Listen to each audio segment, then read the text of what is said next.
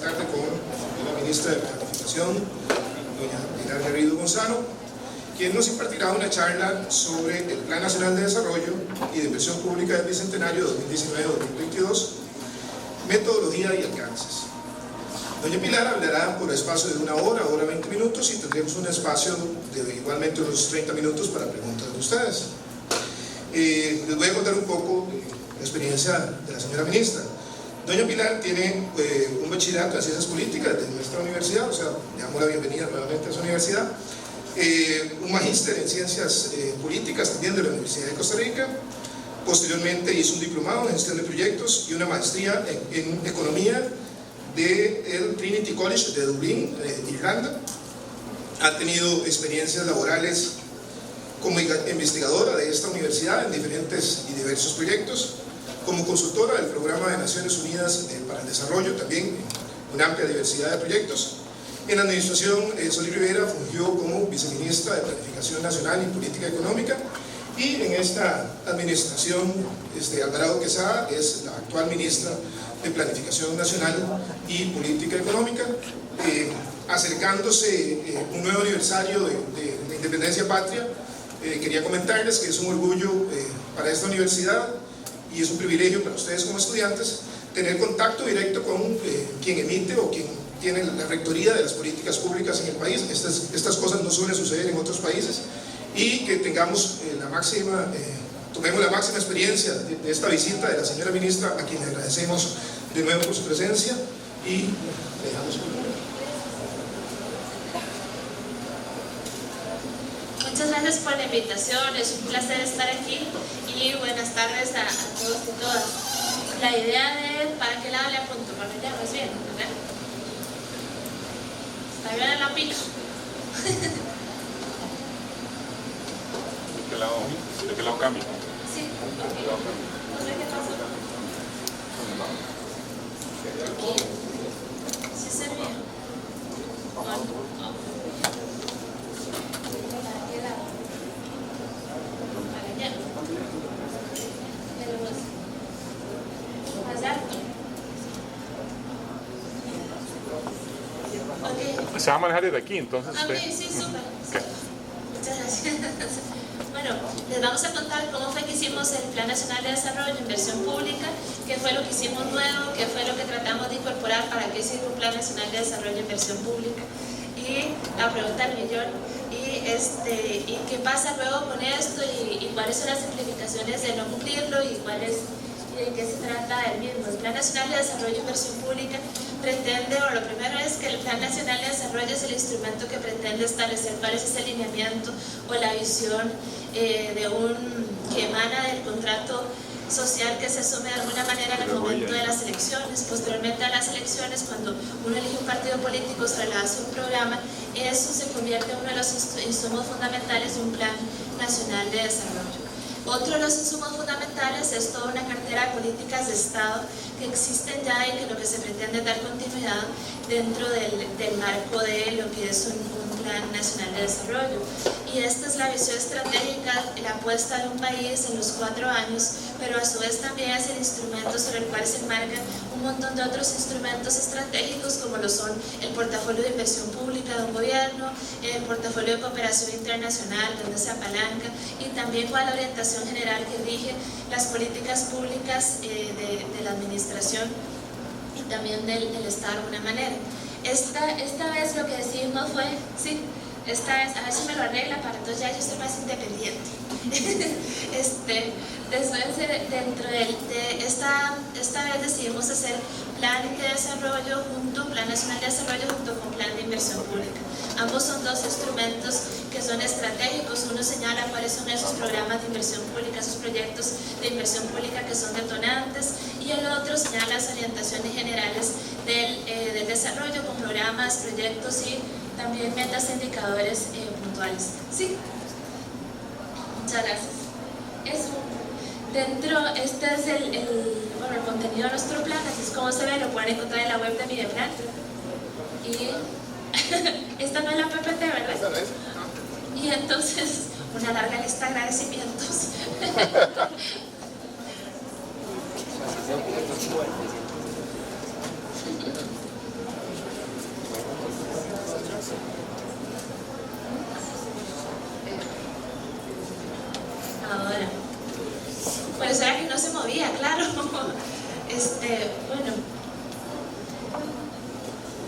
El Plan Nacional de Desarrollo parte de un marco normativo que es bastante comprensivo. Lo primero es que nuestro país decidió desde la fundación de la Segunda República una visión de desarrollo que lo que señala es el desarrollo sostenible. Habla ese artículo 50 de nuestra Constitución Política de crecimiento económico, de distribución de la riqueza, y también habla de generar esa riqueza en condiciones de sostenibilidad ambiental, de protección ambiental. Entonces eso es este artículo 50.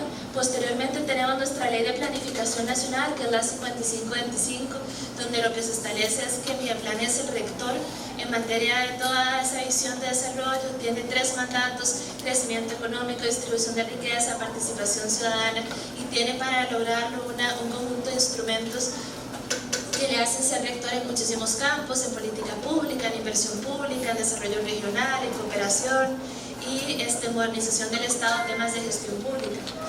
Uno de los instrumentos por excelencia es el Plan Nacional de Desarrollo, el cual es ese lineamiento estratégico que señala la visión, el camino por donde quiere caminar un gobierno. La Ley General de Administración Pública, que es, por supuesto, señala cuáles son las responsabilidades de los ministros rectores, señala también cómo se gestan todos los temas de gestión pública. La Ley de Administración Financiera de la República y Presupuestos Públicos, que establece que tienen que haber metas vinculadas con cada ejercicio presupuestario. Establece también en ese artículo 52 tan famoso, que establece que tiene que garantizarse la efectividad de los programas y de los proyectos, y también habla, es lo que nos vincula con temas de seguimiento y evaluación. Y para los proyectos, como eso también es inversión pública, Plan Nacional de Desarrollo e inversión pública, también está la ley de endeudamiento, que establece cuáles son un conjunto de requisitos para que los proyectos que estén contenidos ahí puedan ser financiados. Ustedes saben que el conjunto de la cartera de inversión pública, más del 80% de la cartera de inversión pública se financia mediante deuda. Y entonces ahí es donde es particularmente crítico esta ley, que establece responsabilidades tanto para crédito público de Hacienda como para nuestro Ministerio Mideplan, así como todo un conjunto de decretos, dentro del cual destacaría yo el decreto de seguimiento del Sistema Nacional de Evaluación, el CINE, que establece todo lo que tiene que ver con seguimiento y con evaluación, y les vamos a enseñar algunos resultados hoy para que vean del instrumento de seguimiento que se hace con el Plan Nacional.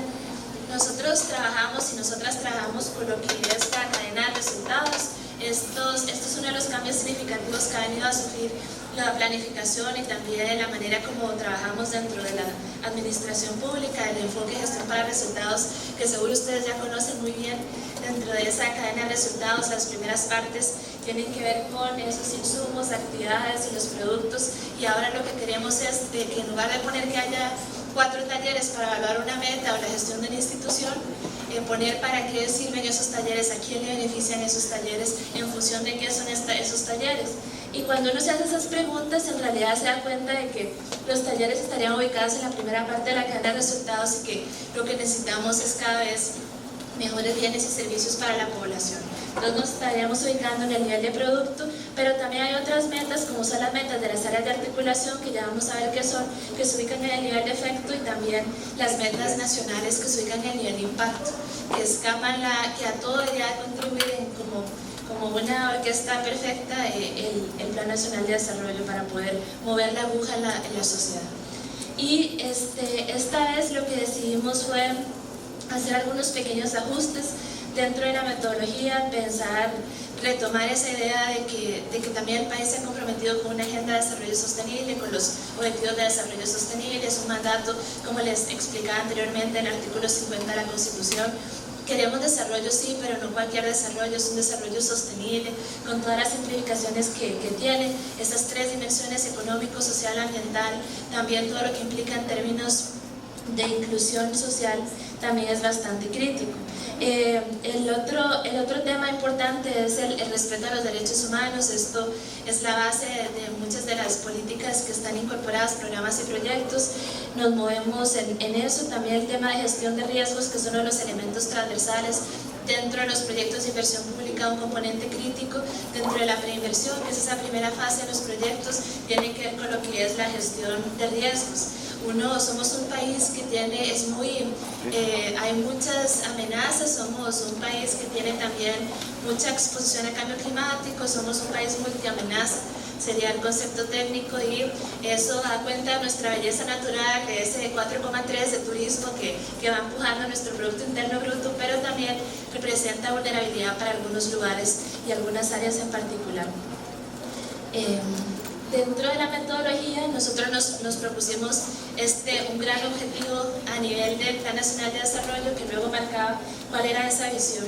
Y dentro de esa visión está todo el tema de crecer, pero crecer generando empleos dentro de los procesos, dentro del estilo de desarrollo. Cuando uno piensa en el modelo capitalista, hay como una tendencia que vayamos avanzando en estos procesos y cada vez haya menos empleo por condiciones estructurales del propio modelo. Entonces, el tema del empleo es sumamente crítico, y no es cualquier empleo, es un empleo formal, de calidad, un empleo que dignifique a las personas y también reducir la pobreza. Y aquí falta uno que siempre, que sí está, pero que no quedó la presentación, que dice, y la desigualdad. Porque uno de los más grandes problemas que tenemos, ustedes lo ven, es no solamente crecimiento, generación de empleo, sino también la desigualdad. Somos uno de los países más desiguales del mundo. Los informes de Banco Mundial, OCDE, los informes del Estado de la Nación siempre dan cuenta de esa desigualdad, y no solamente por ingresos, sino cuando metemos otras dimensiones entre nuestros análisis, los hacemos multivariables y damos cuenta también de brechas en materia de territorialidad y ciudadanía. Y el otro tema es que tomamos la decisión de, normalmente se estructura nuestro Plan Nacional de Desarrollo con base en los sectores. Los sectores son este conjunto de instituciones donde hay alguna suerte de se ejerce una coordinación bajo lo que señala la Ley General de Administración Pública, que es un ministro o una ministra rectora, que tienen como esa potestad de coordinación, esa función de dirección sobre un conjunto de instituciones para el logro de lo que son las políticas de Estado, pero también los temas prioritarios del Plan Nacional de Desarrollo. Y dentro de esos sectores, el salto que quisimos dar era tratar de tener conversaciones que no fueran entre los mismos o las mismas, sino si yo estoy hablando de pobreza, pero resulta que solo hablo con el BAM y con el IMAS, y hablo con el Ministerio de Trabajo, que tiene FODESAF, vamos a hacer muy bien en garantizar buenas transferencias condicionadas. Ustedes pueden revisar el IPM y se van a dar cuenta del índice de pobreza multidimensional, que en las transferencias que se realizan hay una gran efectividad y una eficacia, y que ha ido aumentando esa eficacia porque tenemos herramientas como mapas sociales, sistema de registro único de beneficiarios, el CIRU y otros. Pero también se van a dar cuenta de que la pobreza va aumentando, porque claro, esta no es una conversación que se pueda tener exclusivamente con las instituciones, las 24 instituciones del sector social. Entonces se pensó cómo a partir de una dimensión mucho más grande ir teniendo otras conversaciones con otros actores. Entonces traer a la mesa de esa discusión también a pensar en las condiciones de desigualdad también en el entorno. Entonces hablar de temas de seguridad, de vulnerabilidad, de riesgo social, no solamente de pobreza, traer a la mesa también Hacienda, cómo andamos en temas de finanzas públicas para poder dar ese salto, y cómo esto se vincula más con Consejo Económico, cómo se vincula con otros. Entonces aquí en materia decidimos hacer algunas apuestas en lo que denominamos una área estratégica de articulación, que son esos grandes temas en que nos hemos propuesto caminar y que tienen y se priorizan de esta manera.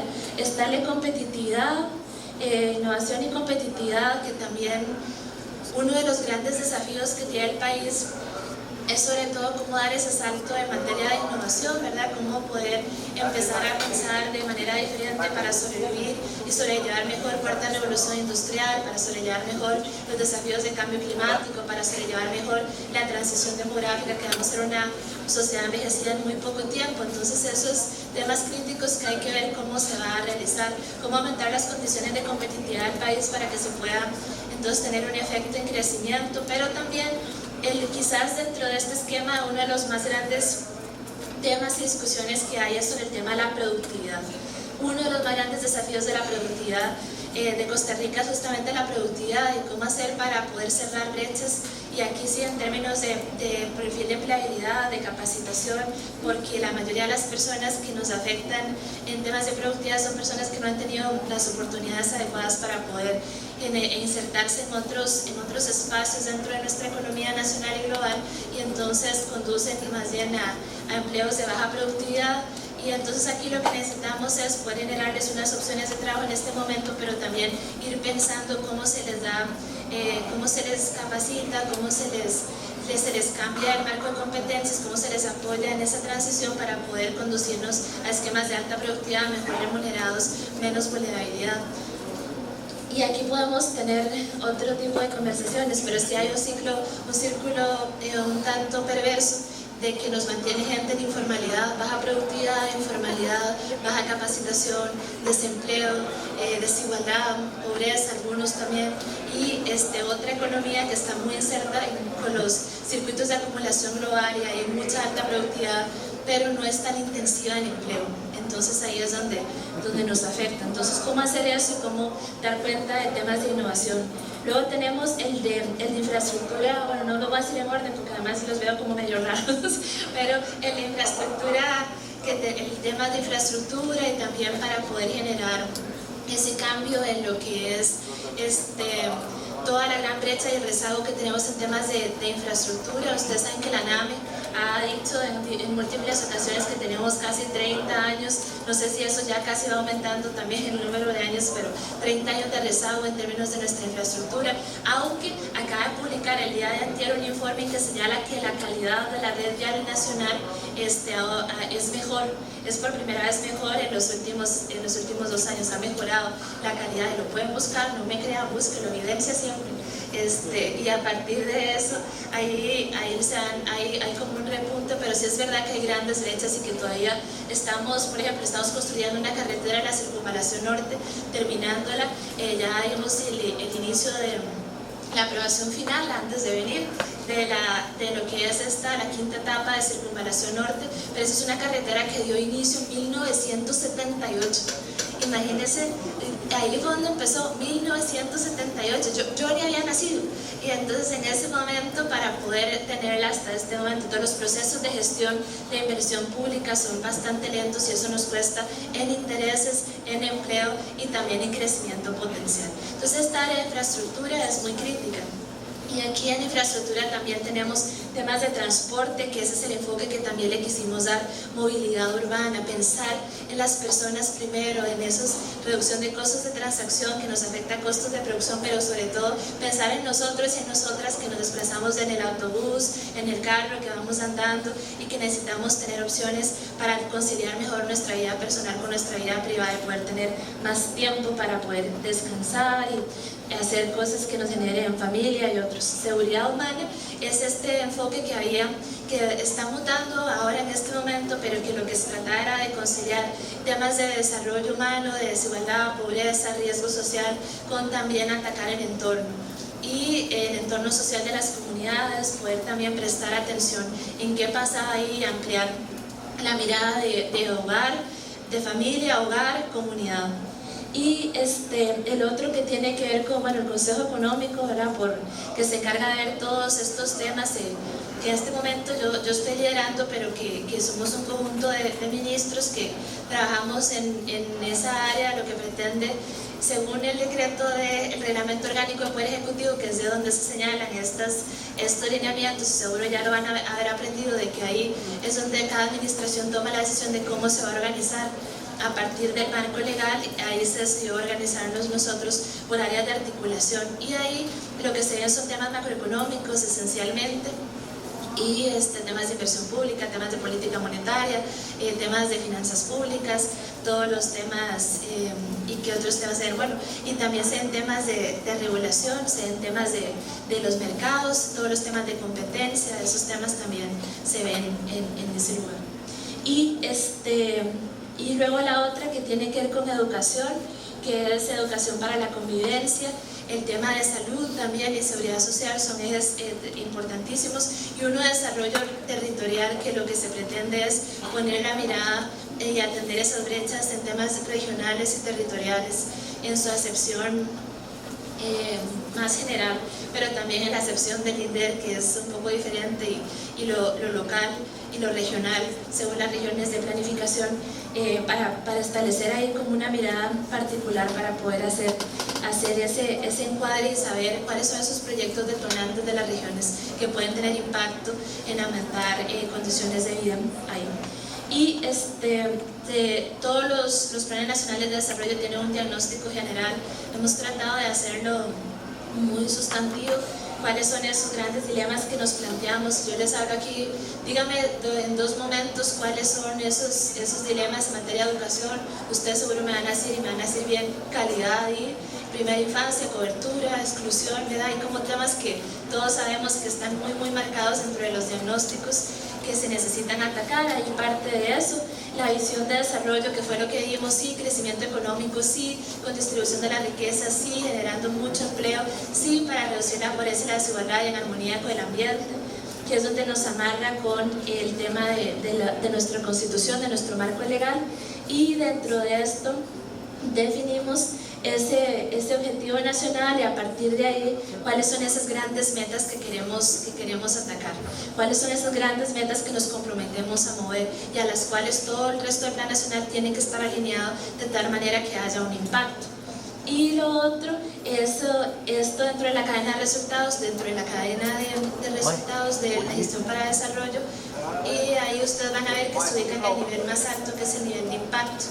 Después hay un nivel de efecto que son las metas de articulación para cada una de esas áreas de articulación, que competitividad, que educación, que seguridad, que salud, que para cada una de esas grandes áreas de articulación hay también metas de efecto vinculadas.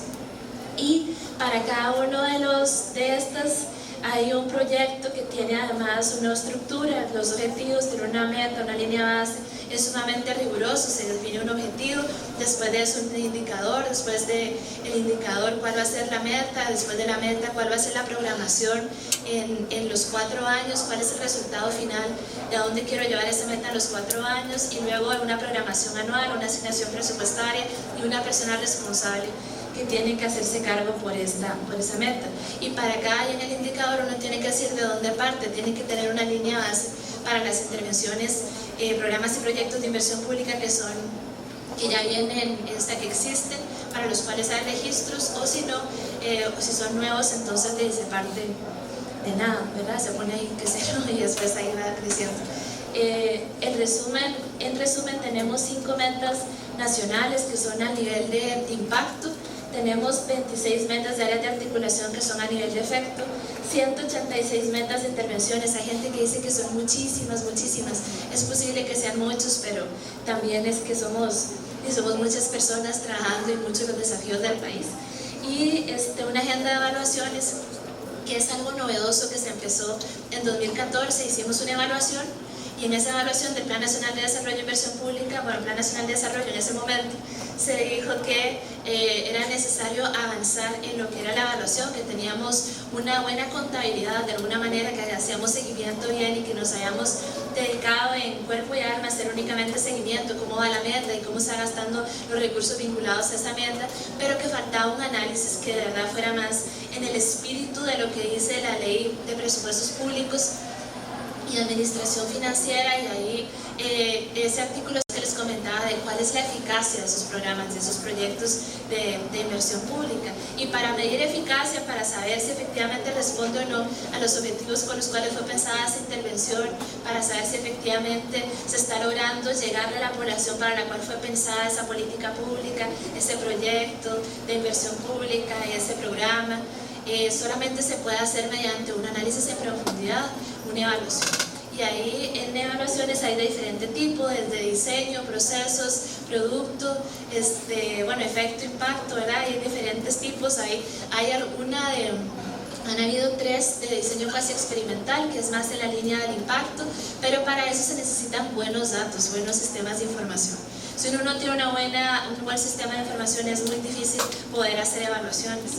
Y es la segunda vez, como les contaba, en un Plan Nacional de Desarrollo que se incorpora a la agenda de evaluación. Esta es la segunda vez, para ello hay 16 evaluaciones que son proyectos que se priorizan y entonces se decide que se va a entrar en mucho detalle a saber si están funcionando o no. Y lo otro es que en su momento, para construir este plan y con esa función que le asignaba a la 5525, la Ley de Planificación a mi Plan de Participación Ciudadana, era necesario incorporar un esquema donde la ciudadanía pudiera tener una voz para decir qué me afecta, qué quiero, qué puedo proponer. Y entonces entonces en esos espacios y bajo ese lineamiento que tenemos de estado abierto, de co-creación, de construcción, fue donde se decidió hacer una consulta en línea del Plan Nacional de Desarrollo. Entonces se abrió para cada área de articulación que definieran ahí 3 grandes temas, y a partir de esos grandes temas la gente pudiera decir qué proponía con los mismos o qué le preocupaba. Y algunos de los mismos contribuyeron para definir las metas nacionales, otros contribuyeron para metas de efecto en áreas de articulación, como la gente que decía, es que a mí lo que me interesa es llegar rápido a mi casa. Entonces esa disminución en los tiempos de desplazamiento es más en la línea del efecto de una meta, como la de infraestructura, por ejemplo, porque al final, yo lo que interesa es que Costa Rica se posicione mejor como un socio confiable dentro de la economía mundial. Bueno, entonces el índice de competitividad o el tema de educación, yo necesito asegurarme de que esta educación me va a servir para insertarme en un mercado laboral o que me va a dar algunas otras herramientas, entonces usaban para eso. Otras eran muy puntuales, entonces fueron expresadas a nivel de programas y proyectos de inversión pública, y otras no servían, y entonces no era que se desechaban, sino que eran propiamente de otros instrumentos. Entonces lo que se hacía era mandarle una carta al ministro rector o ministra rectora y se le decía, mire, esto le puede servir a usted para sus políticas públicas, para su plan operativo institucional o para el marco de acción en el que se está desarrollando su gestión. Un ejemplo de esto es que podemos discutirlo, pero esa fue la solicitud de esa persona ciudadana, fue que los bonos de vivienda no fueran 100% gratis de alguna manera, no se le entregaran a la persona, sino que hubiera, de acuerdo a un análisis de ingresos, aunque sea 10.000 colones que la persona tuviera que aportar, de tal manera que hubiera una contribución a esos bonos de vivienda que se entregan, para poder poner en valor ese aporte que se hace, y que si me lo regalan tal vez no lo aprecio tanto a que si me cuesta. Eso fue lo que esa persona ciudadana indicó, y ahora dentro de esa transformación y el replanteamiento de todo el andamiaje que tiene que ver con el BAM y el MIBA y que tiene que ver también con el INPU, se está replanteando cuál debería ser la mejor manera y si se puede cobrar a quiénes, cómo, en qué momento, y usando de base todo lo del CINIRU. Entonces, para que vean que sí hicimos la tarea, colocamos una devolución en la página web. Ahí para cada persona se le mandó un correo diciéndoles, recibimos tal cosa, muchas gracias, se usó para tal otra, y hicimos un mega Excel para que todo el mundo pudiera encontrarse, porque en procesos de consulta ciudadana es muy importante la devolución. Usted necesita asegurarse que lo usaron para algo, y si no lo usaron, que le explicaran por qué también, porque quizás lo que se estaba planteando era más propio de un instrumento más operativo, y este es un instrumento de naturaleza muy estratégica. Y aquí otra de los temas que nos tenía un poco desvelados tenía que ver justamente con el analizar cuál era el impacto de las acciones que estábamos tomando. Entonces, a nivel de los programas y los proyectos de inversión pública, y a nivel de las metas de efecto y a nivel de las metas de impacto, necesitábamos asegurarnos que si usted iba a capacitar a 1.175 jóvenes en inglés, eso me ayudara a disminuir el desempleo, me ayudara a reactivar la economía, reducir la desigualdad, reducir la pobreza. Entonces, que me ayudara a mover las metas, porque si no, ¿para qué? Correcto, hay muchas veces y esta era una preocupación que veíamos, porque muchas veces se cumplían las metas del Plan Nacional de Desarrollo dentro de niveles regulares, ¿verdad? Relativamente aceptables, 65%, 70%, pero si uno analizaba la realidad no había un cambio significativo dentro de las condiciones de vida de las personas. Entonces, ese vínculo, esa trazabilidad, ese tema de atribución que llamarían los evaluadores y las evaluadoras, era algo que estábamos buscando. Y era una de las observaciones, además, que en esa evaluación original del Plan Nacional de Desarrollo e Inversión Pública nos habían recomendado: necesitas un nexo de causalidad, necesitas saber que este instrumento va a servir para mejorarle la vida a alguien. Entonces ahí hicimos, y además recuerden el momento en que estábamos elaborando este plan.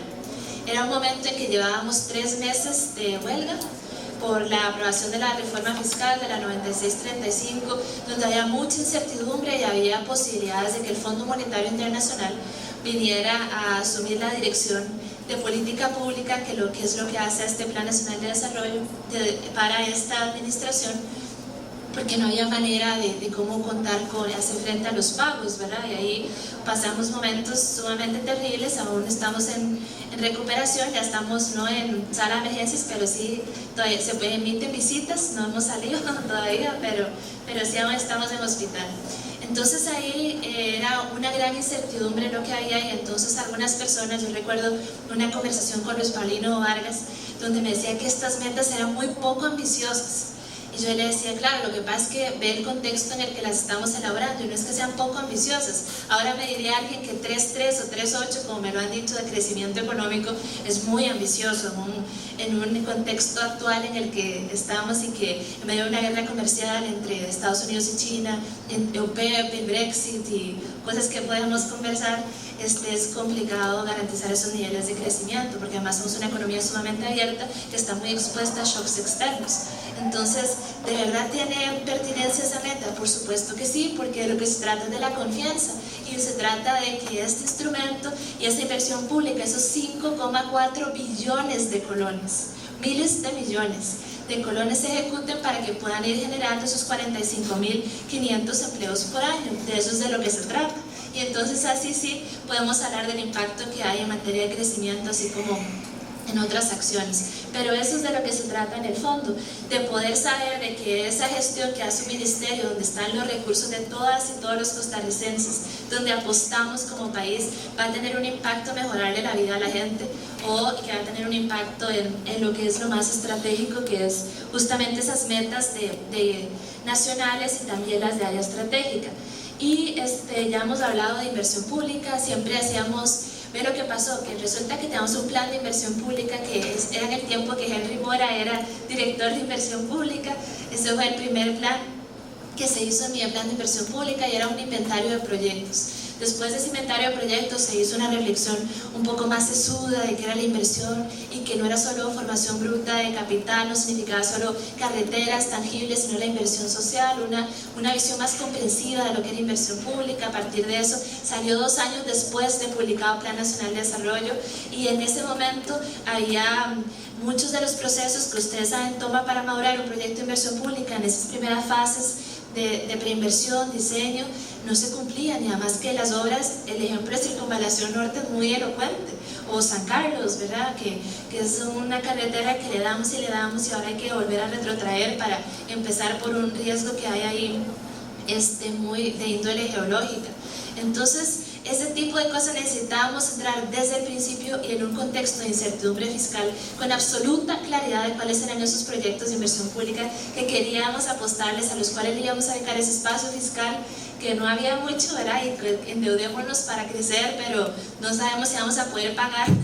Y lo otro es, porque así estábamos, ¿verdad? Y entonces, bueno, hagámoslo porque vale la pena y vamos a salir, y bueno, esos temas que vivíamos en ese momento. Y decidimos hacerlo junto para poder tener avances desde el inicio, entendiendo bien la dinámica de la inversión pública, los tiempos que requiere para consolidarse. Otro tema de las innovaciones son justamente que establecimos cuánto estaba contribuyéndose. Por primero, antes de eso, este país anda firmando por todo el mundo un montón de compromisos en materia de política exterior. Sale el tema de Convención Colectiva de Cambio Climático, queremos estar ahí, por supuesto que sí, pero sale eso, sale una declaración de derechos o sale el tema de humedales, lo firmamos, sale temas de objetivos de desarrollo sostenible, lo firmamos. Somos muy activos en la política exterior, pero somos muy malos en traducir esos compromisos de política exterior en política doméstica, y usted necesita aterrizar sus instrumentos y esas apuestas que hace a nivel internacional en cosas tangibles a nivel nacional, para decir que usted está comprometido o no, porque comprometido de palabra somos muy buenos, ¿verdad? Pero ahí falta más compromiso, y cuando ya usted compromete recursos, compromete proyectos, compromete en realidad una gestión, es donde se ve si el país está caminando en esa línea o no. El país tomó la decisión junto con otros 193 países de caminar hacia lo que es la Agenda de Desarrollo Sostenible, apostarle a los objetivos de desarrollo sostenible, y ahí lo que decidimos fue incorporar algunas de las metas e indicadores específicos de esa agenda, que es hasta el 2030 dentro de nuestro plan nacional, y establecer cuál era la atribución, o sea, cómo estaba contribuyendo directa o indirectamente cada uno de las metas de programas y proyectos de inversión pública, y a programas en general, ¿verdad?, de política pública, cómo está contribuyendo a los objetivos de desarrollo sostenible. El otro tema, ya lo hablamos, ¿verdad?, áreas de articulación, porque la apuesta entonces era tener conversaciones con otra gente, polinización cruzada, tratar de tener una mirada de poder atacar las políticas públicas desde su complejidad, atacar los programas y proyectos de inversión pública desde su complejidad. No lo voy a resolver yo sola, el problema, temas como desigualdad, no lo puede resolver el IMA solo, no lo puede resolver FODESAB solo, no lo puede resolver el Ministerio de Trabajo que tiene el fondo solo, sino que necesita el concurso de todas las personas. Entonces ahí está todo este tema de la intersectorialidad y la interinstitucionalidad. ¿De qué se trata? No tenemos los recursos suficientes para hacer frente a una ciudadanía cada vez más demandante, cada vez más compleja, que plantea muchos desafíos en materia de gobernabilidad y también en materia de derechos humanos, porque ahora estamos todos mejor informados y entonces necesitamos y exigimos más y mejor. Por supuesto que sí, tenemos que exigir cada vez más y cada vez mejor. Pero para eso entonces necesitamos nosotros a lo interno y nosotras a lo interno articularnos mejor, trabajar mejor y más cerca para poder, a partir de los pocos recursos que tenemos y también el equipo humano que tenemos, poder hacer las cosas mejor. Y el otro es el enfoque territorial. Ustedes se van a encontrar, ojalá que les dé el gusanillo para que vayan a buscar dentro del documento Plan Nacional de Desarrollo que muchas de las metas están desagregadas, porque a mí de nada me sirve que la pobreza disminuya en 2 puntos, si disminuye, por ejemplo, en una región, en su momento haya disminuido en la Chorotega, en su momento, pero en la GAM, donde está la mayor densidad, no, o al revés, ¿verdad? Cuando hacemos la apuesta por la política, por la pobreza, pues desde una visión multidimensional, van a encontrar carencias diferenciadas a lo largo de regiones. En Huetar Caribe tenemos un problema muy grave en materia de vivienda, luego tenemos en otros problemas que tienen que ver, bueno, agua, en la Chorotega tenemos problemas de acceso al agua, saneamiento, en otras áreas va a ser el problema de la protección social, y así cada uno tiene sus particularidades, y así hay que apostar, y en función de eso fue que hicimos la definición de metas, algunas en clave regional. Esto ya se los conté, esto fue el resultado de la consulta ciudadana. Participaron más hombres aquí en nuestra consulta ciudadana, y es muy interesante los rangos de edad.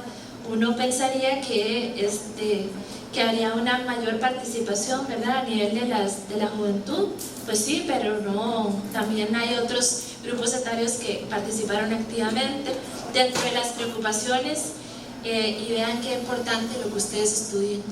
En todos los temas de gestión institucional, siempre las instituciones, las problemáticas que hay, la coordinación, cómo se manejan las cosas, luego desarrollo inclusivo, infraestructura vial, finanzas públicas, transporte de pasajeros. Estos eran los principales temas expuestos por la ciudadanía. El tema de gestión institucional es más a nivel de la coordinación, de otros mecanismos que se van gestando, pero no es propiamente, ustedes no van a encontrar mejorar el índice de transparencia institucional, mejorar los procesos de el MOP en la contratación administrativa. Eso no se lo van a encontrar porque es otro el enfoque, ¿verdad? Estamos en la gestión para resultados, en la segunda fase de la cadena de resultados, y esto es propio otro instrumento más de gestión pública. Y ustedes pueden ver aquí cuáles fueron los resultados de nuestra consulta, sobre todo infraestructura, ordenamiento territorial y movilidad, y otros que destacan ahí. Este es un ejemplo, tal vez es interesante para que lo conozcan, de infraestructura, movilidad y ordenamiento territorial. La movilidad se necesita para el crecimiento, para la inversión extranjera directa, para reducir tiempos de traslados, para garantizar mayor balance en nuestra vida personal, disminuir los costos de producción, otros. Los diagnósticos dentro de nuestro Plan Nacional de Desarrollo e Inversión Pública, tratando de que la gente lo lea, ¿verdad?, porque qué importante el Plan Nacional, entonces también fueron desarrollados de una manera infográfica para poder hacerlo más inteligible de alguna manera para la población y también más atractivo. Y aquí entonces ustedes van a encontrar, como lo habíamos visto, para cada área estratégica hay también un diagnóstico, cuáles son esos principales problemas, cómo andamos también en materia de inversión pública, cómo se están gastando los recursos, cuál ha sido el comportamiento a nivel de diferentes sectores. Aquí no solo lo vial, es también la vivienda, es también el tema de los acueductos y saneamiento. Una de las más grandes carteras después de la de infraestructura vial es justamente la de agua potable y saneamiento dentro de la inversión pública a nivel nacional. Por supuesto, educación, vivienda y otros. Y Dentro de las metas, ustedes van a ver aquí desde el objetivo general, generar condiciones de planificación urbana, ordenamiento territorial, porque entonces aquí ya vamos pensando estamos pensando en el INPU, estamos pensando en vivienda, estamos pensando en el Ministerio de Ambiente de alguna manera, también dependiendo de la infraestructura, entonces de todos los ministerios que hemos conversado, y la movilidad para el logro de espacios urbanos y rurales resilientes, sostenibles e inclusivos. La persona en su dimensión con la sociedad, ¿verdad? Esas tres dimensiones, económico-social, y también la resiliencia, otra vez ese enfoque de gestión de riesgo, ¿verdad? Que comentábamos, y que está importante garantizar de que estamos bien equipados para responder a los desafíos que nos plantean no solamente los centros hidrometeorológicos, sino otros desafíos de índole antropogénica, ¿verdad? Creados por nosotros mismos, las personas. Y aquí entonces el desempeño en el índice ambiental, recuerden que estas son las metas de efecto, y reducir el déficit habitacional, el índice de competitividad global, porque también es un elemento de competitividad, porque también aquí hay temas de vivienda, y porque aquí estamos hablando sobre todo en clave de descarbonización. Yo no sé, en esta PPT no venían las metas nacionales, ¿verdad? Creo. Solo al inicio, sí. Sí, con la de seguimiento. Para cada una de esta parte es muy importante, porque resulta que yo le digo a usted que yo sí logré mi meta, y le juro y le perjuro que yo sí logré mi meta, y yo le digo, pero déme para ver cómo fue que la logró, pero resulta que usted me daba la información, pero no estábamos hablando de lo mismo. Yo le decía, no, es que cuando usted se fijó ese indicador, realmente eso no era lo que yo quería, porque no era el número de viviendas o de bonos otorgados, sino de viviendas construidas, más en la línea de menos de insumo actividad, más en la línea de efecto impacto, producto efecto impacto. Entonces, para eso se necesita una ficha de indicador, y esto ha sido uno de los saltos que también hemos dado en términos del Plan Nacional de Desarrollo. Para cada una de las metas del plan, para cada uno de los indicadores, hay una ficha del indicador que te dice cuál es el nombre de la ficha, cuál es la definición conceptual, te dice cuál es también la fórmula de cálculo, cómo está desagregada, cuál es el componente. Entonces hay un gran trabajo, cómo se mide, si tiene segregación geográfica, temática, poblacional, si es de efecto, de impacto de producto, y de dónde vas a sacar la información, porque luego te voy a ir a ver con los medios de verificación si lo que me estás contando es cierto o no, a efectos de llevar este control, y también porque le permite a la ciudadanía tener acceso y conocimiento de si efectivamente esa meta se está logrando en las condiciones como fue programada o no. Entonces, esta ficha, el indicador, la trabajamos con el INEC, y aquí eso fue una de las colaboraciones que hicimos de manera conjunta para poder ir perfeccionando. Luego viene el nivel de intervenciones de áreas del área. Acordémonos de la unidad de... Uy, muchas gracias, porque... Gracias. La llevo al cielo esta muchacha. Después a nivel de, y ahora para abrir aquí ya, a nivel de las metas de intervenciones tenemos lo que son, para pasar a las preguntas, que es lo divertido, ¿verdad? A nivel de las metas, muchas gracias, a nivel de las metas de área estratégica tenemos las que vimos que eran estas de efecto, las anteriores, y después tenemos las metas que son de programas y proyectos. Entonces aquí algunos de los proyectos que destacan, en este caso infraestructura, muchas gracias, en este caso infraestructura tiene que ver con el proyecto de sectorización. ¿Usted sabe lo que es la sectorización? Sí, ¿verdad? Que es lo de los buses y eso, ¿verdad? Las rutas que no... Ok, entonces de eso se trata, es uno de los proyectos que no cuesta mucho, pero que tiene un gran impacto en términos de emisiones, en términos de traslado de personas, en términos de movilidad urbana. Dentro de este proyecto de sectorización se incorporaron esas 8 rutas troncales. Ustedes dan a la ficha del indicador, van a saber en qué momento están, para cuándo está cada cosa. Para la ficha del indicador asociado, el Circunvalación Norte famoso, el 100% de su conclusión. También pasos a nivel de garantías sociales, Guadalupe Rotonda, esas son algunas intervenciones. Y después también se establecen esas metas. Dentro de la fase del Plan Nacional de Desarrollo y la programación, hay uno que tiene que ver justamente con la preinversión. Entonces están los proyectos que ustedes van a ver tangibles y que pueden ir a hacer la supervisión si quisieran, como los temas de la Circunvalación Norte, de la Ruta 32, si han pasado por ahí, ustedes ven las obras, ¿verdad?, que están caminando, Caña Limonal igual, u otras, pero hay otros proyectos que por la naturaleza que tienen requieren madurados, y dentro de esos proyectos que requieren ser madurados están también nuestro listado por primera vez de la preinversión. Entonces aquí eso es parte del ciclo ya de los proyectos. Si usted no tiene una buena preinversión, va a implicar costos adicionales para el país, va a implicar que se empiecen a cobrar comisiones de compromiso, que además suben las tasas de interés y otros problemas asociados y poner en riesgo las finanzas. Entonces aquí, en esta fase, incorporamos estos proyectos. El tren eléctrico de pasajeros, que no va a ser rápido, pero sí va a ser eléctrico, porque no, es más rápido que el actual, más rápido que ir en carro y más rápido que caminar y todas las anteriores, pero no es un tren bala, ¿verdad? Como los japoneses o así, pero sí es 100% libre de emisiones, y sí es más rápido que el actual y más confiable también. Entonces, dentro del tren eléctrico de pasajeros, ahorita estamos concluyendo la factibilidad para poder pasar a licitar, porque esta va a ser una obra por concesión. Entonces, eso también es muy importante, porque normalmente la figura de las concesiones en nuestro país, y luego me dicen qué piensan de las concesiones, también sería interesante. Ahí se traslada riesgo a los privados. Hemos hecho viales, hemos hecho de la ruta 27, y también tenemos lo de la TCM, la terminal granelera del lado del Pacífico, y también tenemos algunas otras de gestión interesada de aeropuertos y aeródromos que están ahí. Y el TELCA, que es el tren eléctrico limonense de carga, que es un tren de carga que lo que pretende es reducir y acortar los tiempos de traslado de carga, particularmente desde el puerto, y poder generar un corredor logístico más eficiente. Además, también este es un tren eléctrico.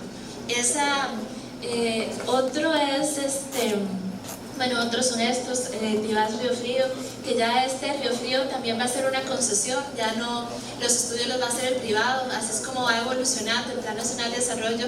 En sus metas no se permiten hacer cambios de meta, pero en este tipo de ajustes sí, porque cambia la fuente de financiamiento. Entonces, en este caso de San José Río Frío, por ejemplo, esto es Ruta 32, y esto es una iniciativa privada que está en Consejo Nacional de Concesiones por un total de 675 millones de dólares. Y ahorita se está en esa fase de terminar de madurar para empezar a construir. Y otros. Después viene lo que les mencionaba, las alianzas público-privadas. En su momento teníamos hasta la ampliación de Ruta 27, ya está caminando, y hay toda una discusión de por medio. Hay muchas expropiaciones que realizar, hay un detrás de cámara detrás de cada uno de estos proyectos. Después el HABDEA también, que hay, y aquí cerraron los HABDEA, ¿verdad?, la reflexión de los últimos meses, y cuál debería ser el giro de negocios de HABDEA ahora. Entonces, una apuesta, y esto los estamos financiando con el Fondo de Preinversión, ahí trabaja el profe, y dentro de esos, el director del fondo. Y dentro de esos proyectos, de lo que se trata es de poder ir madurándolos para analizar si al final son factibles o no, y si vale la pena comprometer recursos del Estado en eso, o si eventualmente va a ser un mal negocio que no va a surtir los efectos y los beneficios en términos no exclusivamente financieros, sino económicos y sociales. Y lo otro es que también dentro de nuestro Plan Nacional de Desarrollo de Inversión Pública, como hicimos esa fase de inversión pública, ahí ha comprometido una inversión en su momento de 3,4 billones de colones. Esa inversión ha ido aumentando porque algunos de los proyectos de infraestructura no tenían una fuente de financiamiento en su momento, ahora ya se han ido madurando, como San José Cartago. ¿Hay algún Cartago por aquí? En eso, Cartaga, esos proyectos van a estar ya, está en fase de postulación, y ese proyecto va a ser desarrollado por MECO, y ese es un proyecto de un total de 410 millones de dólares. Es otra concesión que se está caminando y está en fase de terminar los estudios. Y también otros proyectos de inversión pública que en su momento no estaban y que ahora incorporamos. Por ejemplo, el bono comunal, 10.000 millones de colones para bono comunal, que es para intervenir espacios públicos en zonas que son vulnerables. Entonces aquí tenemos la Carbio, tenemos Barrio San José, tenemos en Alajuela, tenemos todo el tema de los diques. Hay lugares que vamos a seguir interviniendo, no únicamente en parques y otros, sino también sistemas pluviales y del agua, aguas residuales y otros. Y también en temas de inversión pública está turismo, que es un ejemplo que va a invertir para poder canalizar mejor. En este momento el problema del turismo es que tenemos un sobreturismo. Entonces, si pudiera existir de alguna manera, entonces usted lo ve dentro de la capacidad de los parques nacionales, los de mayor visitación como Manuel Antonio u otros, Entonces el servicio que se preste lo que ocasiona al Parque Nacional, y recordémonos en esa visión de desarrollo balanceada, que beneficie pero que no ponga en riesgo nuestro patrimonio natural y biológico. Entonces ahí también estamos haciendo las adecuadas coordinaciones, invirtiendo más en otros lugares, Golfito, Corredores, OSA, esos son paraísos, esos lugares son bellísimos, pero hace falta una inversión un poco más en todo lo que tiene que ver con vías de acceso, con infraestructura dentro de los parques y otros para poder animar a la gente. De eso se trata ese proyecto, por un total de $20 millones, y eso es del superávit del ICT. Bueno, eso para contarles. Seguimiento y evaluación. Aquí tenemos 2 momentos para seguimiento y evaluación. Sí, muy bonito todo, pero ¿qué es lo que va a pasar con las metas? Ya hicimos nuestro primer informe semestral, les podemos mostrar la otra presentación tal vez para que lo vean. Y antes de pasar a la otra, contarles que hay 3 categorías: una de acuerdo a lo programado, con riesgo de cumplimiento y con atraso crítico. Una es una valoración, una autovaloración.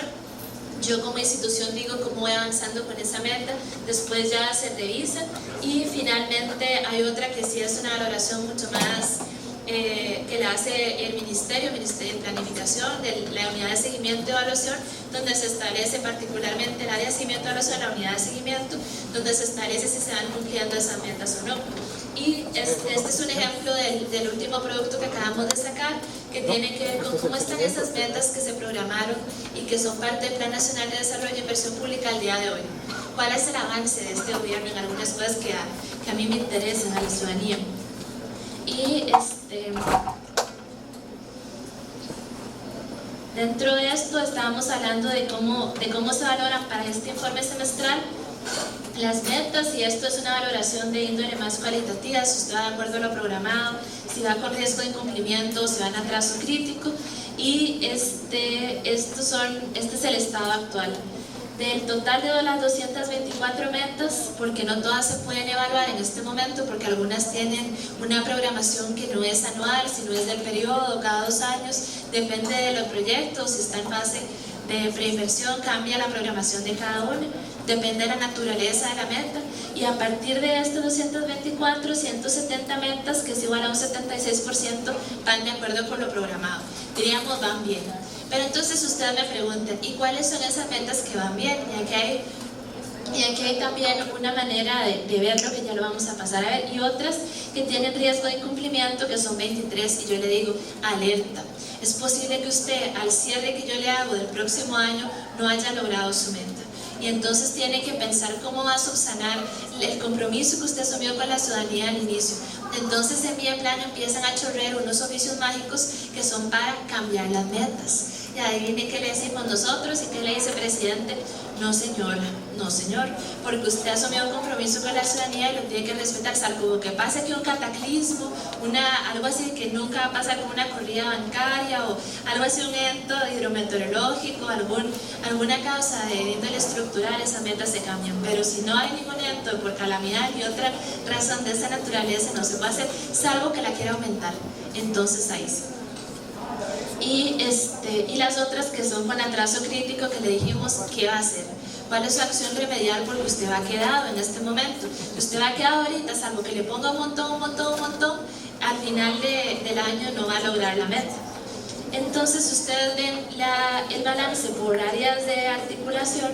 El de innovación competitiva y productividad va aquí, contiene 36 intervenciones y da un total de 60 metas, y así es como va. No le va tan mal, pero sí tiene aquí algunas metas que están con atraso crítico. El de movilidad siempre es un desafío, aunque estos resultados que tiene nuestro ministro don Rodolfo y los otros ministros y ministras que hacen parte de particularmente destacable la ministra de Vivienda, que lo hace muy bien en esta área, un buen equipo que tiene también. Ahí va caminando bien. Déficit de vivienda, ordenamiento territorial. Seguridad humana no tiene metas en estado crítico, pero también aquí hay transferencias, ¿verdad?, monetarias. Entonces tiene mucho mérito lo que hace Juan Luis y lo que hace Steven, los ministros, y lo que hacen los otros colegas que forman parte, doña Patricia y otros, las dos Patricias, tanto Vega como Patricia Mora, que están respectivamente en PANI y en el INAMU. tiene mucho mérito lo que hacen, pero también es verdad que si yo es transferencia condicionada, ¿verdad? Yo te deposito tu Avancemos, yo te deposito el tema de las becas asociadas con Puente al Desarrollo y otros. Y salud y seguridad social también, todo el tema de pensiones, todo el tema de, ahorita lo vamos a ver en mayor detalle, pero aquí también está saneamiento, educación para el desarrollo sostenible, tiene muchas metas, algunas metas, bastantes metas en rojo. Ahorita vamos a ver cuáles son y por qué. Y en el área de economía, estabilidad y crecimiento también hay unas metas en rojo que son de los bancos nacionales y de bancos del Estado, y en materia de desarrollo regional ese es el balance. Ahora sí, un ejemplo, no voy a poner todos los ejemplos porque ustedes se pueden dormir, ¿verdad? Pero un ejemplo para que lo vean del área de seguridad humana, por ejemplo, uno que va bien. Estos son los sectores que cubre: seguridad ciudadana y justicia, trabajo, desarrollo humano e inclusión, turismo, ambiente, educación y cultura. ¿Cuáles se les da seguimiento anual? ¿Cuáles se les da seguimiento semestral? ¿Cuáles son esas metas e intervenciones? Y aquí va cómo va cumpliendo cada sector. ¿Cuál es el sector que está ahí como incumpliendo o en riesgo? Y cuál es el balance de las metas, de las 40, 37 en verde, 13 en amarillo con riesgo. ¿Cuáles son todas las becas de FONAVE, las becas de Avancemos en verde? Transferencia. Esta parte que tiene que ver con una estrategia de lucha contra la legitimación de capitales, que para lo cual, entonces, como está en amarillo, yo le digo alerta. Alerta que va a hacer para pellizcarte para lograr la meta que esté en verde y la logras cumplir a final de periodo. Bueno, entonces aquí ellos se proponen algunos obstáculos, y en este caso no es un buen ejemplo, pero siempre ponen algunas acciones remediales sobre cómo hacer frente a esto. En realidad esto era muy sencillo porque requería una aprobación del Consejo de Gobierno y una reestructuración pequeñita, pero sí hay temas más de fondo que se necesitaban hacer algunas cosas.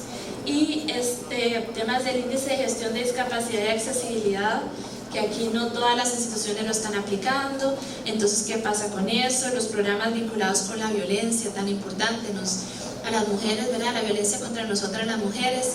Entonces ahí hace falta incorporar algunos de los proyectos, pero se requería como el cumplimiento de un decreto ejecutivo que se pasó. Hay logros también, como por ejemplo que se aumentaron las fuentes laborales del programa Construyendo Oportunidades para las Personas Privadas de Libertad. Cuesta mucho la resocialización. Una vez que uno ha estado en la cárcel es muy difícil volverse a insertar en mercados de trabajo, tener esa oportunidad.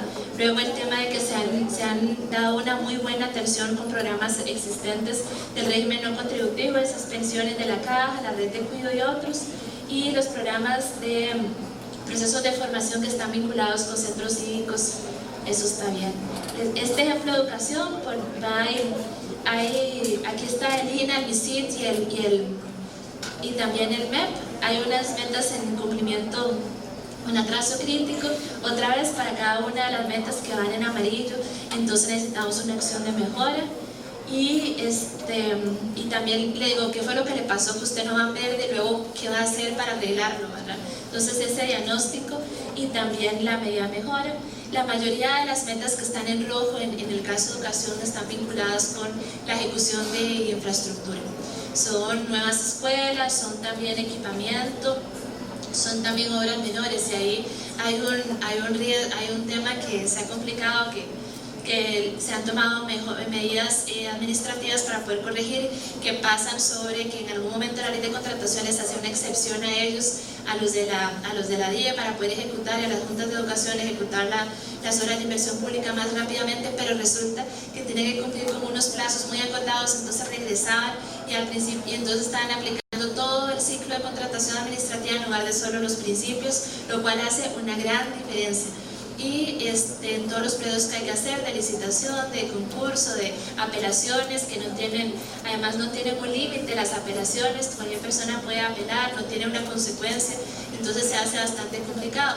Lo otro es que no todas las escuelas están en terrenos del MEP, y que algunas escuelas antes las donaban las asociaciones de desarrollo, las donaban la ILES, las donaban, entonces ahí también había ese problema. Y cada uno tiene sus respectivos logros. Y ahora, ¿en qué fase estamos?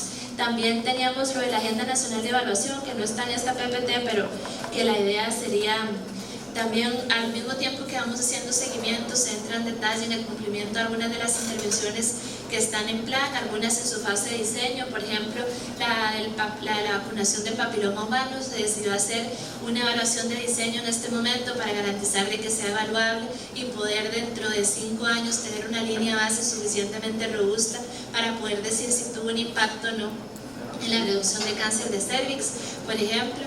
Y también se hacen evaluaciones para el programa de equidad del MEP, de si efectivamente se está llegando a contener y a mantener a los estudiantes en las aulas de secundaria. Eso también es una de diseño, luego de procesos, y luego eso está en las 3 bases, y luego de producto, para ver si puede hacer. La evaluación es una herramienta sumamente poderosa para la gestión pública, también para garantizar si se hace un uso efectivo de los recursos. Y aquí hicimos una evaluación para lo que fue todo el tema de Puente al Desarrollo. Dentro de Puente al Desarrollo se determinó que efectivamente se está teniendo un resultado dentro de pobreza, pero que se necesitaban hacer algunos ajustes para poder tener mayor impacto. Y adivine cuál fue la recomendación. ¿Qué hace usted con esa gente que ya le mejoró el perfil de empleabilidad si no consigue un empleo al final? Entonces, ¿cómo hacer ese vínculo entre esa capacitación que se brinda, que mejora los perfiles de empleabilidad, con la intermediación laboral? Y en eso estamos trabajando actualmente con el Sistema Nacional de Empleo. Por ahora yo creo que eso sería. Muchas gracias.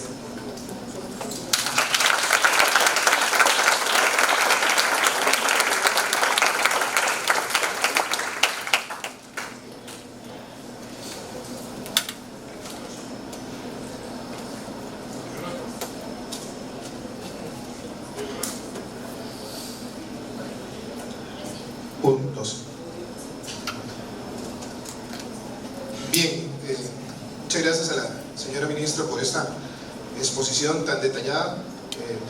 Nos dio un plus porque además de hablarnos de cómo se hace el PND, nos informó también de primera mano, de primera fuente, de cómo van los sectores y las instituciones de cumplimiento. Ahora tendríamos una sesión de preguntas, donde les pediría por favor que aprovechen la experiencia y el trabajo de la señora ministra para que ustedes aclaren dudas de esta temática.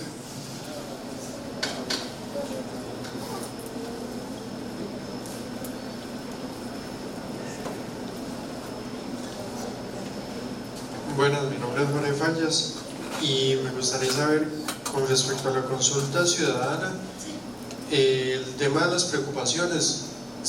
Nada más establecía una lista con los distintos temas, y las personas elegían cuál era la que más le preocupaba, o se les decía anoten preocupaciones que tengan, y basado en eso se establecieron los criterios.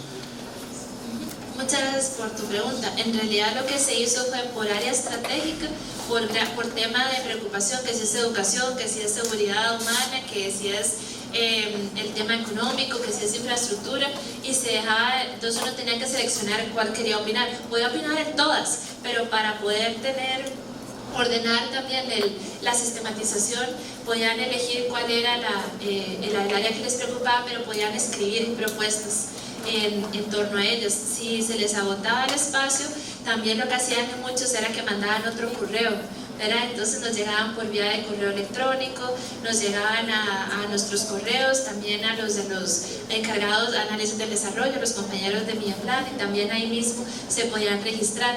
Aprendimos de esa experiencia de la consulta ciudadana muchísimo, porque resulta que era la primera vez que hacíamos algo así para un Plan Nacional de Desarrollo e Inversión Pública, y luego hicimos la evaluación de lo que usted propuso, si es o no atenente a este plan que es de índole más estratégica, y en qué lugar fue su contribución. Y entonces decíamos, vea, su contribución sirvió para esta meta y para esta meta. Estas intervenciones, estas metas de producto, también para orientar el sentido de la meta de efecto, para la meta nacional, que las metas nacionales son muy importantes, yo las voy a decir, y entonces las metas nacionales son esas metas de impacto. Para definir esas también nos sirvió mucho la consulta, para decir cuál es la apuesta de este país. Nosotros siempre decimos, queremos ser una sociedad próspera, inclusiva, y también queremos ser una sociedad descarbonizada y resiliente. Entonces Entonces, si usted quiere hacer todo eso, usted tiene que garantizar una meta Producto Interno Bruto, que eso es una discusión que hay ahora de si de verdad tiene sentido una sociedad, una economía como la nuestra, tener una meta en crecimiento. Bueno, por lo menos potencial o aspiracional tendría que existir. Nosotros la pusimos. Una meta en pobreza, que nosotros dijimos pobreza multidimensional, una meta en tasa de desempleo, de cómo se iba a comportar el desempleo, porque ven que es un problema muy, muy crítico.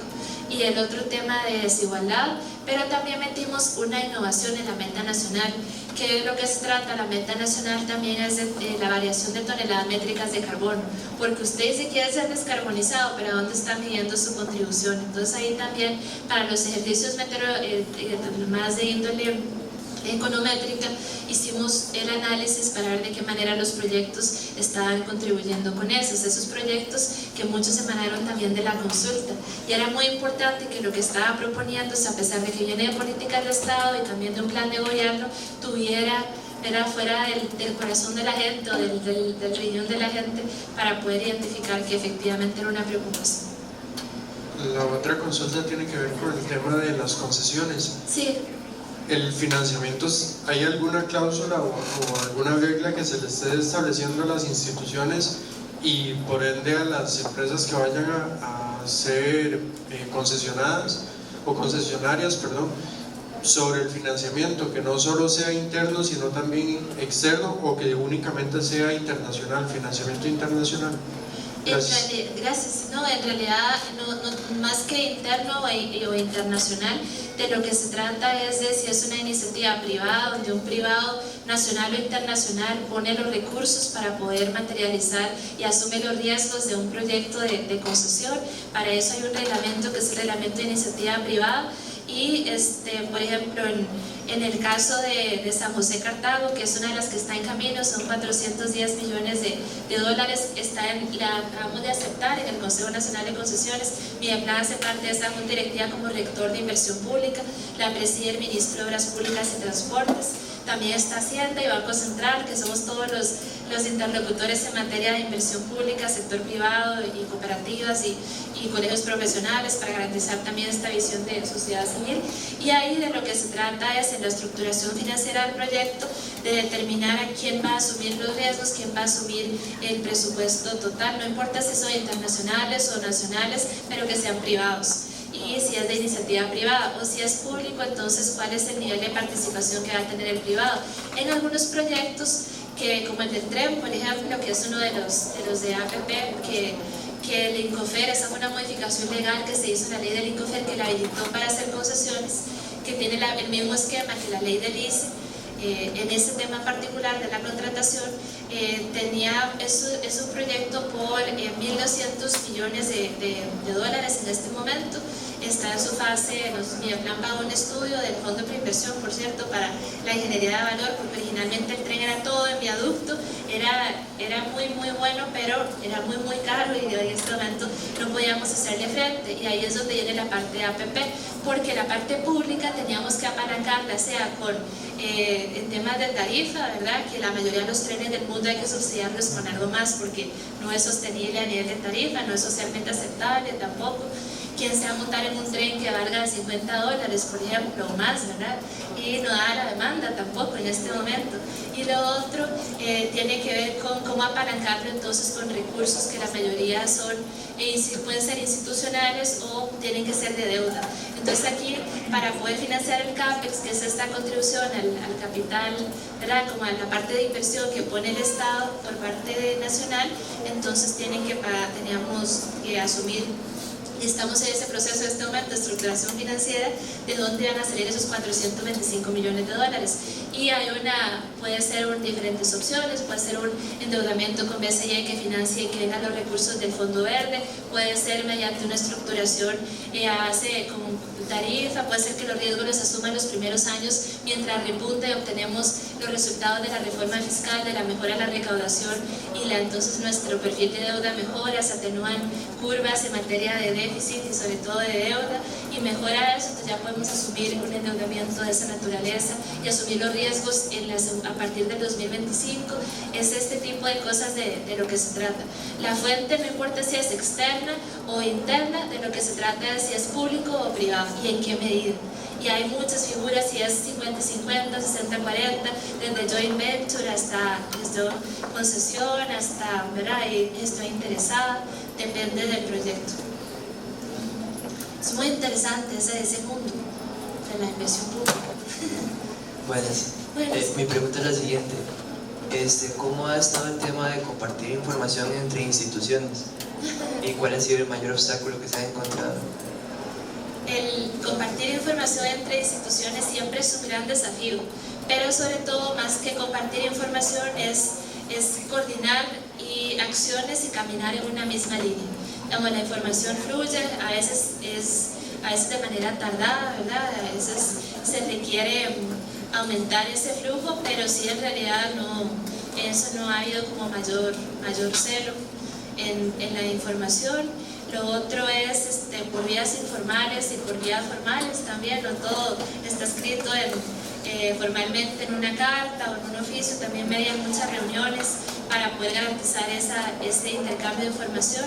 Quizás el más grande desafío que persiste el cumplimiento de las metas y en realidad todo proceso es ir fortaleciendo los equipos de trabajo para generar las sinergias adecuadas y entenderse que la meta es del país y que yo tengo responsabilidad para el logro de las mismas. Entonces estamos hablando, por ejemplo, si estamos hablando del logro bueno, y ahora que está Vicky por aquí, estamos hablando del logro de las metas de las pymes, por ejemplo, estamos hablando de que podamos llegar a muchos más hogares en materia de pymes, pero necesitamos que el INA ponga la capacitación, que además está por ley. Entonces ahí necesitamos una articulación sumamente fuerte para que uno aporte el capital del sistema de banca para el desarrollo, pero el otro también pueda complementar con la capacitación que requiere para que esa pyme no sea una de las que se muere después de 2 años, ¿verdad? Y después, si encima le metemos todo lo que tiene que ver con formalización de los reglamentos de la caja que se aprobó semana anterior, que lo que te hace es que te da oportunidades para las pymes y te va haciendo el cobro de las cargas sociales de manera escalonada, y al final, cuando ya tu empresa ojalá haya crecido, yo te cobre más, tanto al trabajador le cargo una cuota más alta como al patrono, entonces ahí es donde va a caminar. Es como el tema de voy a ir con esta línea contribuye a esta meta, trabajémosla juntos, más allá de que, como ves, que fluya la información, sí, pero sobre todo que podamos hacer una acción coordinada. ¿Vamos? Buenas noches. Buenas noches ya, sí. Mi nombre es Alan Araya y bueno, aparte de esta conferencia también observé su entrevista en la mañana en Canal 7. Ajá. Y estaba hablando sobre la parte del empleo informal. Sí. Tengo entendido que el empleo informal, si no me equivoco, está movilizando casi 13.000 millones de colones. En un contexto de crisis económica es uno de los medios por los cuales los costarricenses tienen que recurrir para obtener un ingreso extra. O sea, no puedo decir que sea bueno, pero tampoco puedo decir que sea malo. El punto es sobre cuáles han sido las estrategias del Mideplan para promover lo que son las estrategias de empleo, de un empleo formal, y lograr esas metas que ustedes se han planteado, porque al menos para muchas personas no tienen el conocimiento sobre esas estrategias. Y por otro lado, ¿cómo se ha fortalecido el Mideplan, al menos en esta administración, en lo que es en la materia referente a datos? ¿Cómo se han dado a conocer las metas del Mideplan en estos lapsos y cómo los ciudadanos pueden estar más informados? Y si hay alguna estrategia que pueda aplicar el Mideplan con respecto a esto. Muchas gracias. Muchas gracias. Tal vez empiezo por la última, que tiene que ver con los sistemas de información. Nosotros y nosotras en Mideplan lo que hemos tratado de tener todos nuestros datos en formatos reutilizables, muy en la línea de lo que es Open Data, ¿verdad? Y que puedan ser manipulados para poder garantizar de que efectivamente son así. También los informes de seguimiento pueden estar disponibles en diferentes formatos, ahí los van a encontrar. Y vamos a hacer un salto que lo tenemos que lograr el próximo año, que es que las personas puedan en tiempo real ver cómo avanzan las metas. Entonces yo no mando todavía un informe así que sea más tieso, ¿verdad? Más de consumo, sino que yo mismo puedo manipular o yo misma puedo manipular los datos y hacer cruces entre la información para poder garantizar de que efectivamente esa meta se está cumpliendo. Los datos para nosotros son muy importantes en la definición de políticas públicas, todo lo que tiene que ver sobre la base de la evidencia, por eso también en nuestros sistemas de establecimiento de evaluaciones y otros también son sumamente importantes. Generamos datos también, datos en materia de desarrollo regional, hay todo un sistema que se llama el CIDES, que es el Sistema de Desarrollo Sostenible, esos datos los generamos también, el Índice de Desarrollo Social que se usa hasta para fijar partidas específicas, para pagar zonajes, incentivos en materia de remuneraciones y otros, para decidir dónde van lo que les contaba de partidas específicas, para decidir también a quienes se les otorga, cuáles son los cantones de menor desarrollo relativo, que a su vez tienen otro tipo de abordaje en política pública, mucho más a la medida, más sobre la base de la información. También lo otro en materia de políticas públicas, y esto para su actualidad y para su futuro, es que estos diseños neutros que se hacen pensando en nadie, que no tienen una persona beneficiaria clara, que no tienen un territorio claro y que además no hacen diferencias entre sí en el abordaje, no sirven para nada. Y perdón que sea tan radical, no sé si ya me han regañado eso, pero no es bueno regañar a la gente. a la ministra, pero de eso se trata, de que cada vez hagamos intervenciones más quirúrgicas en los territorios, si se quiere, ¿verdad? Con mucha información. Por ejemplo, tenemos los mapas de Sinirú, esos mapas sociales poderosos que te dicen dónde están las personas pobres, a dónde tenés que llegar a tocar a nivel de unidad geoestadística mínima. Y si a esas capas de información le añadís otras capas de información como estos temas de informalidad, o a dónde están las capas de desempleo, la poblacional también, a nivel de cuál es el perfil de esas personas, puedes llegarles con una oferta programática a nivel de política pública sumamente poderosa que lo haga es cambiar totalmente su vida. Y entonces es ahí donde los datos son sumamente relevantes. También los datos son críticos para nosotros en temas de asignación presupuestaria, y así lo hemos estado haciendo, trabajando también desde el despacho del presidente, Hacienda, Mideplan y otros, para poder garantizar donde hay ineficiencias, donde hay en materia del gasto, ahí también se puede hacer un uso mucho más estratégico. Y entonces yo quizás, si la apuesta es caminar, y un ejemplo puede ser el fondo de preinversión, si la apuesta es tener mejor inversión pública, entonces dejemos de financiar estudios pequeñitos que los podemos apoyar desde otras áreas de Mideplan, como por ejemplo reestructuraciones, que entre modernización a trabajarlo, planes cantonales, que entre desarrollo regional a trabajarlo, la Secretaría de Transferencia de Competencias, y dejemos a preinversión para lo que fue diseñado, para la preinversión de los proyectos de infraestructura, de los proyectos en su sentido más amplio. Entonces, para eso los datos son sumamente críticos para nosotros. El trabajo de Mideplan es muy apasionante por eso, porque hay muchas posibilidades de desarrollar un trabajo técnico sistemático sobre la base de la información. Y lo otro que me preguntaste sobre el empleo, ¿qué estamos haciendo en el empleo para generar empleo informal? Varias cosas. Uno de los temas más importantes y los desafíos más grandes que tenemos, lo hablamos, ¿verdad?, de productividad e informalidad. Y ahí hay muchas estrategias y muchos actores en materia de compartir información y coordinar mejor entre instituciones que entran en el juego. Hay una parte que tiene que ver con una dimensión mucho más de largo plazo y de mediano y largo plazo, que tiene que ver con educación. Una parte que no lo vamos a ver ahora, pero que es una apuesta segura y necesaria al futuro. Mejorar los perfiles de empleabilidad, mejorar la educación de las personas, cómo se está haciendo frente a los desafíos de automatización, de cuarta revolución industrial. No son las mismas competencias las que requerimos ahora, las que vamos a requerir en 2 años, es que ni siquiera son más aún 50 años, 30 años. Entonces, ¿cómo hacemos esos esfuerzos por cambiar y reaprender y repensar nuestros esquemas de competencias y también de formación para poder llegar allí? Está también todo lo que tiene que ver con formación dual y otras cosas. También tiene que ver con mejorar el acceso a instrumentos financieros, y ahí también cómo podemos ser partícipes de dar ese salto mediante las cargas sociales. Producir en Costa Rica es muy caro, asociados a los costos de producción hay una parte que tiene que ver con costos de transacción, que pasa por mejora de simplificación de trámites, mejora regulatoria, el costo de la electricidad, que también se está repensando a partir de una estrategia financiera con ICE para repensar energía, que pasa porque esté mejor, de mejores rendimientos. A partir de eso también el otro tema tiene que ver con cargas sociales, y ahí entonces trabajo con la caja para poder generar productos a la medida de las horas en que vos traje reformas a nivel legales que repiensan las jornadas, pensando también en otros esquemas de producción más atinentes a ese paso de política de cuarta revolución industrial, globalización. Entonces en eso estamos trabajando también.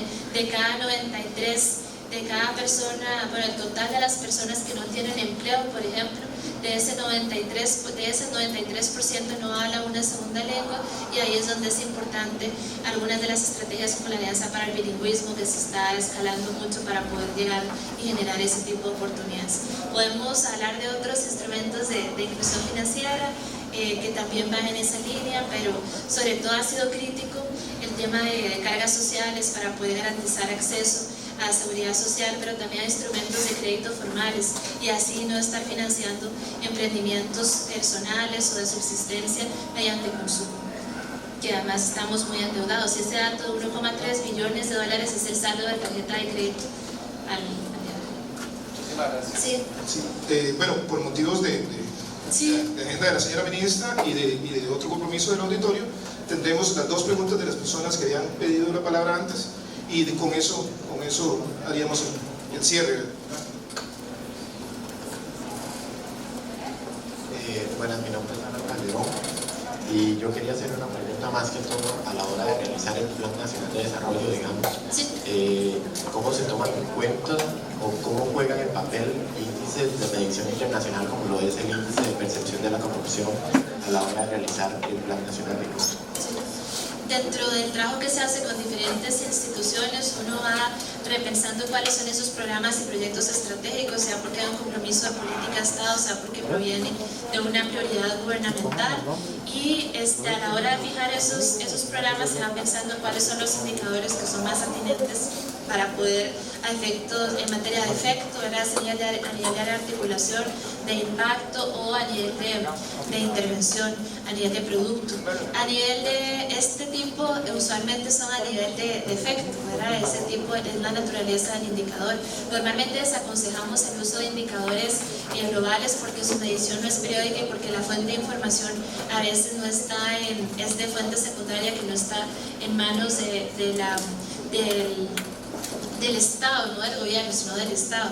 Y lo otro es que también a veces el problema que hay es que no se actualiza la fuente de información que está asignada a alguno de estos, no se actualiza periódicamente, entonces nos cobran también y utilizan datos de referencia de fuente secundaria que son más antiguos. No obstante, sí se incorpora el índice de competitividad global, el índice de corrupción, índice de transparencia, han hecho parte de nuestro plan nacional y se le da seguimiento de acuerdo a las publicaciones en el periodo que sea. Casi siempre no son anuales, y la programación de plan sí es anual. Entonces, para medir avance semestral no se reporta, para medir avance anual, si no hay una correspondiente medición, no se incorpora, y si no, se espera hasta que esté el dato y se avanza en ello. Gracias.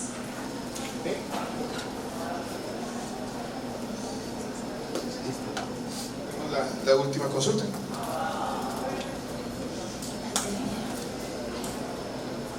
Buenas noches, mi nombre es Julián. Buenas noches. Mi pregunta sería dirigida hacia la meta de descarbonización de la economía. Sí. En un informe del BID del año pasado, titulado Retos Ambientales de Costa Rica, leía acerca de que Costa Rica requiere de adaptar la metodología de recolección de la tarifa de parte de Arecep para poder impulsar el cobro de tarifas que favorezcan el diseño e implementación de políticas pro ambiente. Entonces, mi pregunta iría dirigida hacia cómo esto se implementa, se involucra dentro del Plan Nacional de Desarrollo e Inversión Pública. El caso puntual de la tarifa no es, porque no es esencial, no es de producto, efecto, impacto, no está estipulado dentro de nuestro plan, pero sí están las metas de, bueno, primero la variación en materia de las toneladas métricas de carbono, que es meta nacional, y también algunos proyectos que van en esa dirección, como por ejemplo el logro de la meta de descarbonización, como por ejemplo el tren eléctrico de pasajeros, el tren eléctrico limonense de carga, la mayor huella que tiene impacto en el tema de toneladas métricas de carbono en nuestra economía es justamente el transporte. La segunda es ganadería y agricultura, entonces ahí también hay programas y proyectos como Nama Ganadería, Nama Café, y el otro, también el tercero, tiene que ver con residuos sólidos. Ahí sí que es cierto que hay una estrategia para sacar y aprovechar los minerales incluso de los residuos sólidos y hacerlo bajo la coordinación no solamente nacional, sino en una lógica multinivel con las municipalidades que tienen también asignadas responsabilidades en esta materia. Lo otro es que sí es verdad que hay dentro del costo de la energía, que además es crítico para poder generar, para el crecimiento, es crítico para la competitividad, crítico para otros temas de críticos, para la redundancia de nuestras metas nacionales. Es importante repensar los esquemas tarifarios, cuando primero sobre qué base hacer las mediciones. Ahí hay un trabajo pendiente de modernización de las metodologías para el cálculo de las tarifas, pero también es cierto que hay del lado de la energía en particular, que es muy importante para este tipo de mediciones, que se establezca una tarifa para lo que es generación, distribución eléctrica, diferenciada también de otro tipo de mediciones, y se acaba de establecer una nueva para generación. De hecho, dentro de los enfoques de descarbonización, la descentralización energética es uno de los grandes temas, y faltaría el replanteamiento también de la nueva estructura financiera del ICE, particularmente para poder mejorar sus finanzas públicas, para poder resolver temas que tienen vencimientos de algunos fideicomisos, colonizar deuda, reciclaje de activos y otros particulares que pasan por replantear el costo de producción, al que al final siempre hacen referencia a las tarifas, que cuál es el costo de producción de estas, y incorporar otros esquemas. En este momento el ICEP está modernizando las tarifas del agua, del transporte y de la energía. Ojalá sea una buena sorpresa.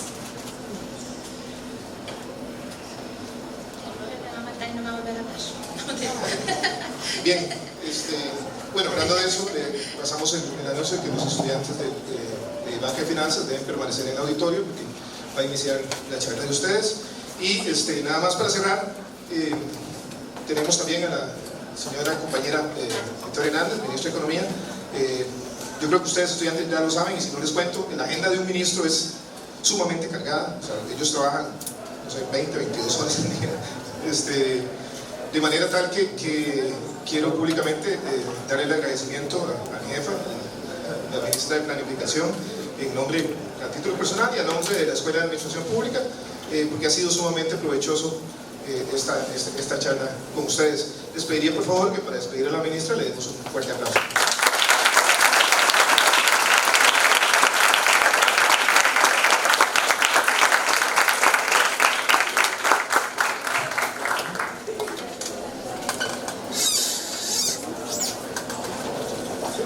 Hola, hola. Bien. Muy bien.